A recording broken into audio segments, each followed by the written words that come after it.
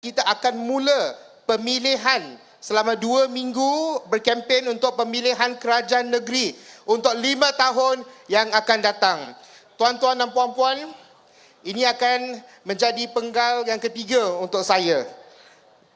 Esok saya akan pergi perjalanan untuk penggal yang ketiga dan saya amat bangga untuk melalui usaha kami daripada 2008. Pada asalnya saya ahli majlis, lepas tu 2013 saya diberi amanah untuk menjadi adun Bukit Gasing dan pada 15 tahun yang lepas ini saya amat bangga menjadi sebahagian daripada Kerajaan Pakatan di Selangor dan di bawah pimpinan Datuk Seri Amiruddin untuk 5 tahun akan datang lagi kita mesti teruskan kejayaan kerajaan yang kita sudah tumbuh daripada satu pokok yang kecil menjadi satu pokok yang besar.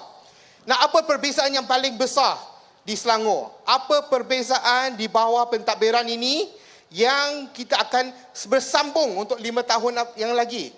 Perbezaan yang besar berbanding banyak negeri di Malaysia ialah kita telah menunjukkan jika kita membelanja duit rakyat dengan bagus, jika kita ada tadbir urus dan yang baik, kita boleh melakukan jauh lebih banyak program, jauh lebih banyak manfaat untuk rakyat. Bukan setakat kita jimat duit, besarkan reserve. Betul, di bawah kerajaan 15 tahun yang lepas, perubahan tidak berlaku overnight pada 2008. Perubahan tidak berlaku overnight dalam mana-mana kerajaan kita macam kapal yang besar. Bila nak pusing tu ambil masa sedikit, tetapi bila dah pusing dan berjalan, dia boleh mensampai satu destinasi yang membawa manfaat untuk rakyat. Bila kita mentadbir dengan baik, kita membawa program yang bagus, seperti tidak ada keluarga lapar di negeri Selangor.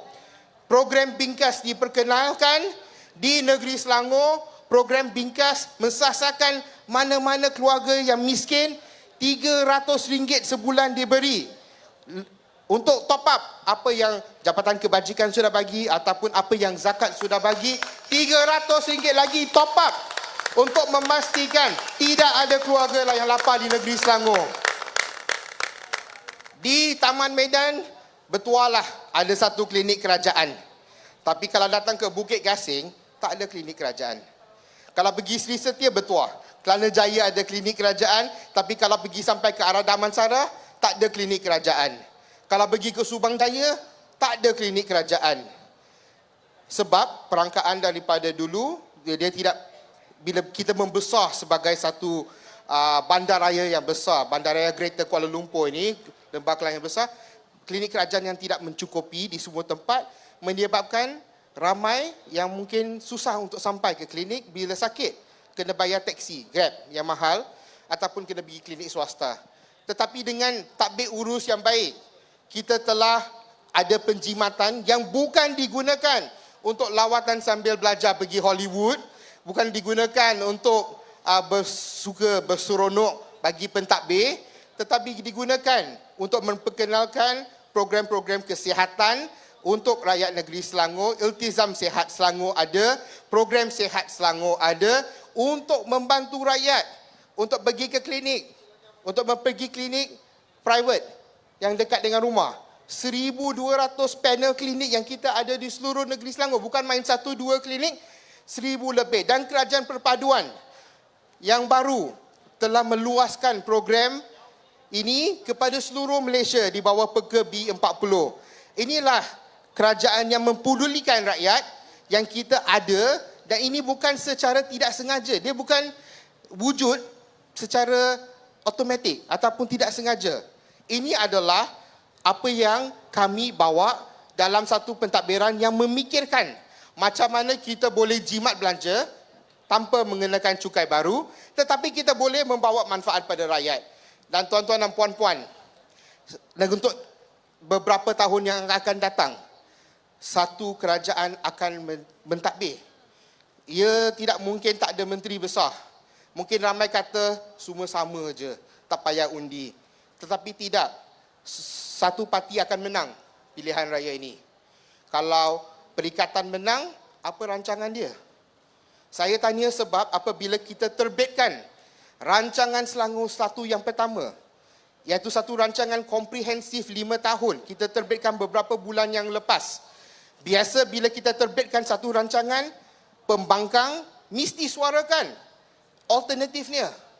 Bila rancangan Malaysia dibentangkan di Parlimen setiap 5 tahun, kami masa itu sebagai pembangkang pun akan bagi alternatif kita. Itu adalah perkara biasa, sebab kalau dia nak menjadi pentadbir di Selangor, dia kena bagi tahu beberapa ratus inisiatif di rancangan Selangor pertama, beratus-ratus projek di rancangan Selangor pertama. Apa alternatifnya? Dia tak boleh cakap dia tak ada pengalaman dalam kerajaan. Dia dah kan di kerajaan pusat beberapa tahun yang lepas. Takkan dia tak ada pengalaman nak kritik, kata idea kita ni kurang baik, inilah idea mereka yang lebih baik, tapi tak muncul. Tak muncul, main politik selalu, tiap-tiap hari, hantam politik, tetapi alternatif rancangan Selangor mereka mana? Tidak ada. Tetapi kita ada rancangan Selangor, kita dah tunjukkan lepas 15 tahun mentadbir, kita ada rancangan untuk 5 tahun lagi mentadbir. Dan ini adalah satu perkara yang sangat penting.